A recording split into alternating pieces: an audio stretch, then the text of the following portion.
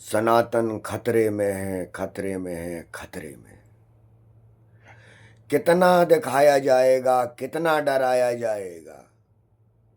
अरे सनातन को खतरे में डालने वाला कोई आज तक पैदा ही नहीं हुआ, क्योंकि सभी प्राणी उस सनातन से ही पैदा हुए हैं। वो सनातन जिसे हम आत्मा कहते हैं, जिसे परमात्मा कहते हैं।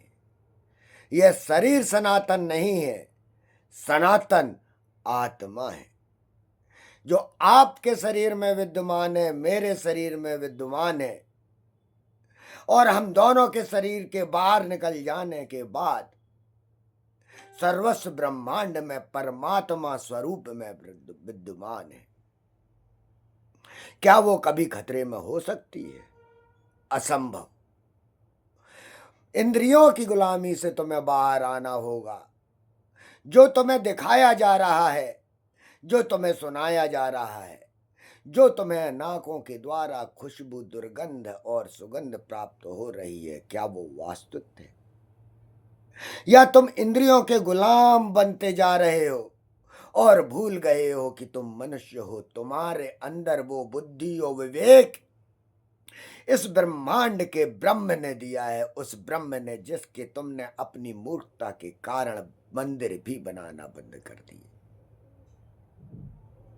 उस ब्रह्म चेतन को जिसने तुम्हें ये बुद्धि विवेक दिया, ये ज्ञान दिया कि तुम जान सको कि तुम कौन हो, आत्मा क्या है, परमात्मा क्या है, लेकिन ये तुमने जानने की कोशिश नहीं की।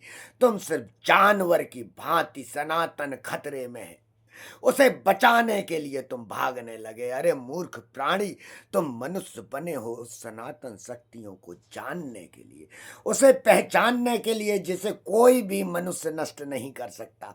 कोई देव, दानव, गंधर्व, कोई नहीं इसे नष्ट कर सकता।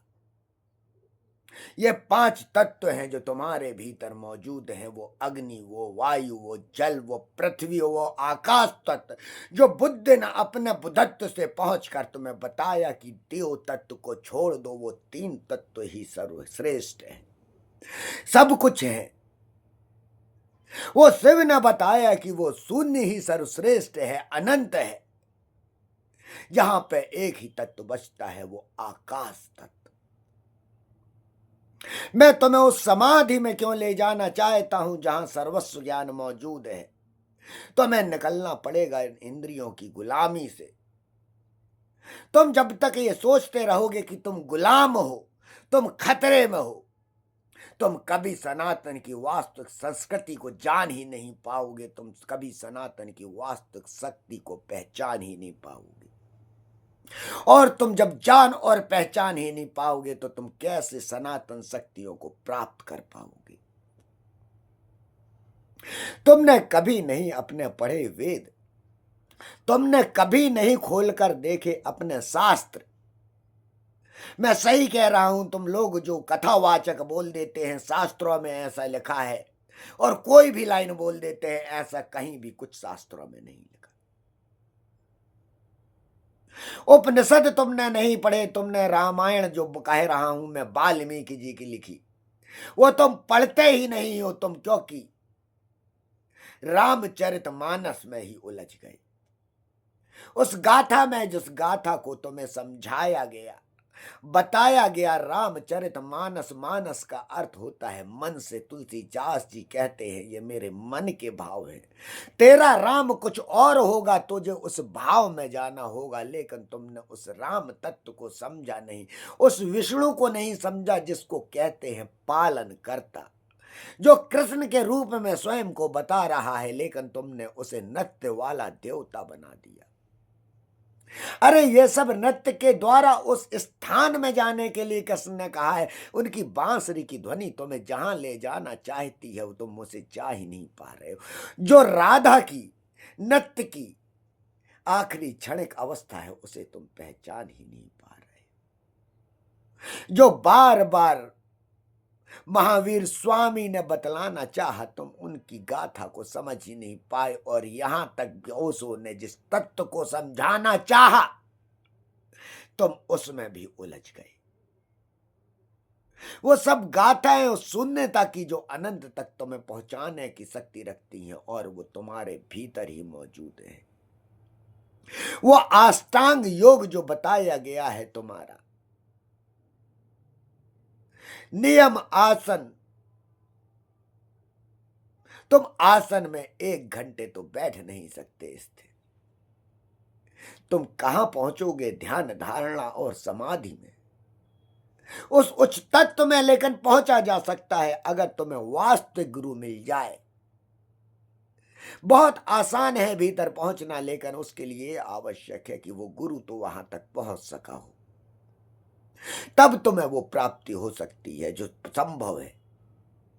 मैं स्तंभन विद्या का जो ज्ञान का वर्णन करता हूं वो स्तंभन विद्या ही है, जिसके द्वारा श्री कृष्ण ने अर्जुन को इस प्रकार से बना दिया था कि उसने उस क्षण को पूरा भुला दिया कि कौन मेरा परिवार, और वो युद्ध के लिए तुरंत तत्पर हो गया। और युद्ध के लिए सिर्फ तत्पर नहीं हुआ, उसने विजय गाथा फैलाई।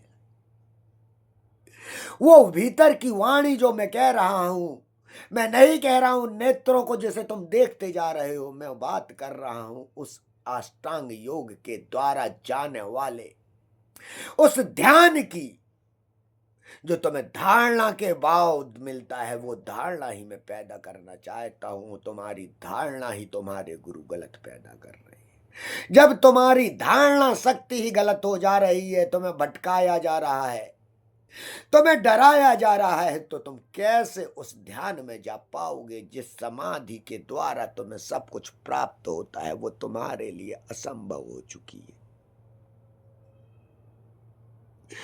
तुम्हें धारणा की शक्ति की धार बहुत तेज करनी होगी। तुम्हारा विश्वास तुम्हारी आत्मा के अंदर जो मौजूद है, जो शक्ति मौजूद है, जो तुम्हारे भूत प्रेत तंत्र मंत्र को नाश करने में सक्षम है। अरे कौन सी शक्ति है जो तंत्र मंत्र यंत्र की हो, जो तुम्हारे सामने कार्य कर सके? है तुम्हारे अंदर वो यौगिक शक्ति, बस मैं वही पैदा करना चाहता हूं।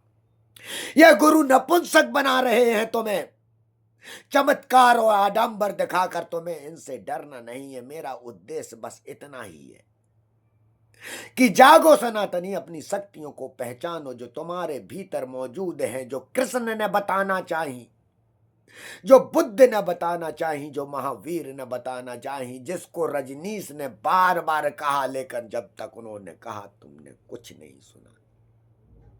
उनके आगे पीछे भी बताने वाले बहुत सारे भारत में पैदा हुए, लेकिन उन्हें छोड़कर विदेश सिर्फ इसलिए जाना पड़ा क्योंकि इन आडंबरियों ने उन्हें बोलने नहीं दिया। क्योंकि इनकी दुकानें किस प्रकार से चलती है, सनातन कभी दान का, आडंबर का चोला नहीं पहनता है। ये दान कहाँ लिखा है बताइए? किसमें का लिखा है कि दान देने के लिए ये दान होते हैं? लक्ष्मी का दान, धन का दान, ये कहाँ वेद में लिखा है? ये कहाँ उपनिषद में लिखा है? कहाँ शास्त्र में लिखा है? तुम अपने आप को सनातनी कहते हो, लेकिन तुमने शास्त्रों का ज्ञान ही नहीं लिया, तुमने अपने वेद को ही नहीं पढ़ा। तुमने जिस मूर्ति पूजा को तुम बार बार बुला रहे हो आम जनता को कि तुम्हारे यहाँ कष्ट खत्म होंगे, वो झूठ बोल रहे हो। तुम अपना माध्यम, अपनी चमक बनाने के लिए, क्योंकि तुम चाहते हो वो यहीं पर आकर ही अपने कष्ट दूर करे। और मेरा उद्देश्य इसके विपरीत है जो विवेकानंद का उद्देश्य था। मैं नहीं रावण की भांति सबको अपने चरणों में गिराना चाहता हूं, मैं राम की भांति हर एक को हनुमान बनाना चाहता हूं। तुम स्वयं हो हनुमान। तुम कष्टों के लिए यहां वहां क्यों भागते हो? तुम्हें अपने कष्ट मिटाने की क्षमता मैं तुम्हें देता हूं। मैं तुम्हें वो ताकत देता हूं जो हनुमान के पास थी, वो वायु शक्ति।